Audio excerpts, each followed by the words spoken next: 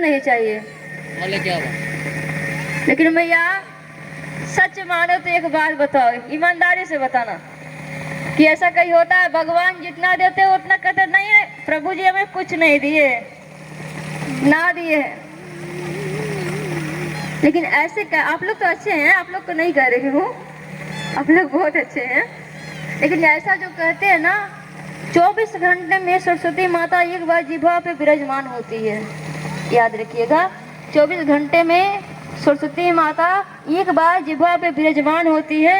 और यदि उस समय यदि आपका मुंह से निकल गया कि मेरे पास कुछ नहीं है तो आया हुआ संपत्ति भी सब समाप्त हो जाएगा। और यदि आप एक ही बात कह रहे हैं कि प्रभु जी दे रहे हैं, खूब भर भर के दे रहे हैं, तो बस कहिएगा।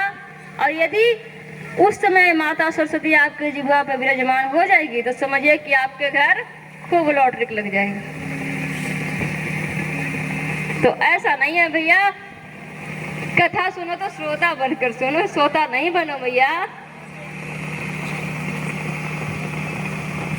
चलो कैसे टाइम पास हो रहा है, ये मन में भाव मत रखिए। एक भगवान के बड़े ही भोला भक्त है, ध्यान से सुनिएगा। भगवान का बड़ा ही भोला भक्त थे। उनके घर वाले उनसे बड़ा परेशान रहते थे। वो भक्त का सारा आदत बढ़िया था, पर एक ही आदत बेकार थी कि वो खाते बहुत थे। इतना खाए, भर भर के खाए। यदि भंडारे में आइए तो 70-80 पूड़ी एक ही बार खा जाइए।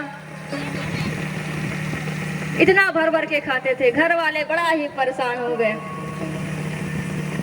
तो घर वाले बोले कि तुम कहीं जाओ, काम कुछ करते नहीं हो, खाली खाते हो, काम ना धाम के, दुश्मन अनाज के, खाली घर में रहते हो, कुछ काम नहीं करते हो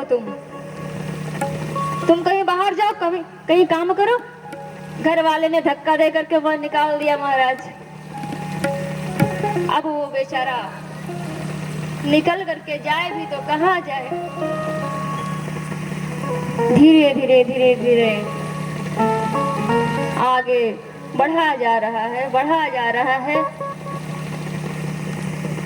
तो रास्ते में फिर मन में आया कि हो सकता है घर वाले ने कहे जाने के लिए गुस्सा में, तो एक बार फिर वापस लौट करके चला गया। अब घर वाले देखे तो कहे तुम फिर आगे, फिर सीधा जाओ, सीधा भागो यहाँ से, दोबारा आने की आवश्यकता नहीं है।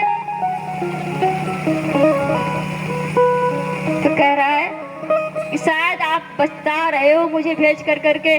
तुम्हें भेज के कोई नहीं पछता रहा, तुम जाओ केवल। अब रास्ते में चलते रहा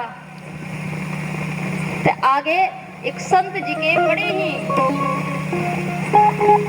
मंदिर दिखाई दिया। बड़े बड़े वहां महंत जी विराजमान थे। जा करके बोला,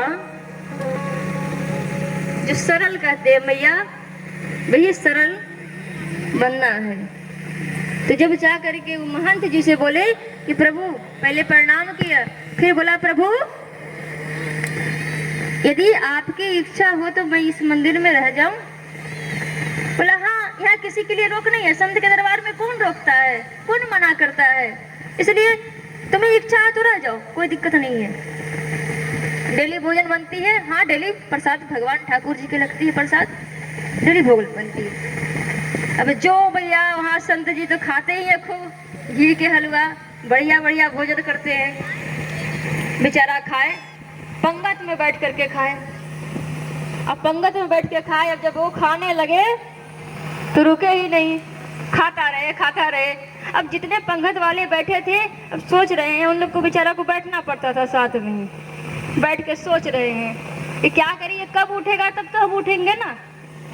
अब एक कोई इंसान बैठ के खाता रहेगा तो एक के छोड़ के थोड़ी ना उठ जाएंगे। अब एक दिन ऐसे ही समय बीतते एक दिन देखा कि आज मंदिर में